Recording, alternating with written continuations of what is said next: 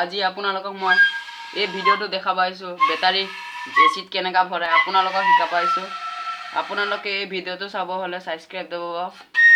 আমাৰ ভিডিঅ' সদায় পাই থাকিব আপোনালোক। এতিয়া মই দেখাইছোঁ আপুনি ঘৰত নিজে কৰিব পাৰিব, দোকানত নিব নালাগে।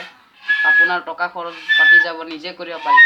প্ৰথম আপুনি এই গুটিকেইটা ওলাই ল'ব, ওলাই কেনে ইয়াৰ লাহে লাহে এচিড ঢালিব, এচিড ঢালি কেনে আৰু ইয়াৰ খপটো লগাই দিব।